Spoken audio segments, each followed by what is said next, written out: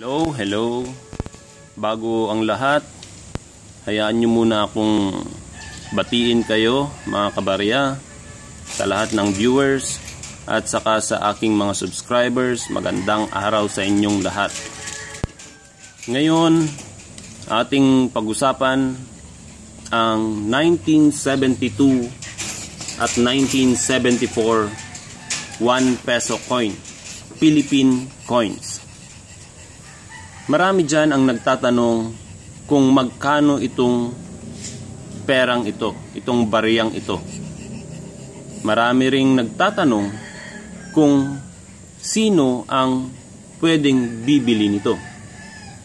Ngunit, alam nyo guys, sa dami ng mga kolektor, kung maganda ang kalidad ng iyong barya, bibilhin lamang nila ito ng 10 pesos hanggang 15 pesos.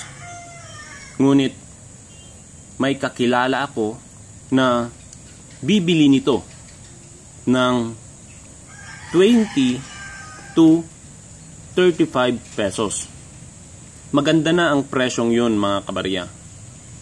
Ngunit kung iilan ang barya mo na ganito, ang 1 peso coin mo na ito, siyempre, iilan lang din yung mapapasayo. Kaya, ipunin lang natin para mas madami ang iyong perang makokolekta na iyong ipagbibili, ibebenta, at maraming mapapasayo. Kagaya nito guys, marami na akong naipon. 200 piraso. Nandito pa sa latang ito. Nasa loob pa ang ilan. Yan guys, ang aking mga naipon. Yung kakilala ko na bumibili nito, kinukuha niya sa akin ng 20 pesos daw. Para kung ibebenta niya ng 25 to 30 para may mapasakan niya rin daw. Okay na yung presyong yun mga kaibigan, 20 pesos. Kung gusto nyong magbenta nito sa kakilala ko, kung tinatanong nyo sa akin na sino yung bibili nito, mag-comment lang kayo sa aking video na ito. I-comment ninyo ang inyong pangalan at saka ilang coins ang meron kayo. Yun lamang guys.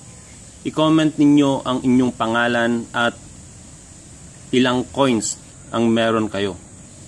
Huwag kayong mag-comment doon sa aking Facebook account dahil hindi ko kayo sasagutin.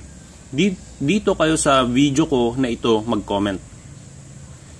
Bakit hindi ko direct ibigay yung pangalan ng taong kakilala ko na buyer? Dahil ayaw niya na maikalat yung kanyang pangalan. Dahil natatakot siya na baka gawan siya ng hindi maganda. Ngayon guys, kita nyo naman ang aking perang inipon. Philippine coins ito.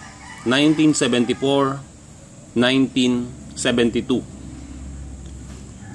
Kaya ito ay good news para sa ating mga kabarya na merong naipong ganitong salapi. Mag-comment lang kayo guys sa aking video na ito para mabenta natin ang pera ninyo. Yan guys. Meron na kayong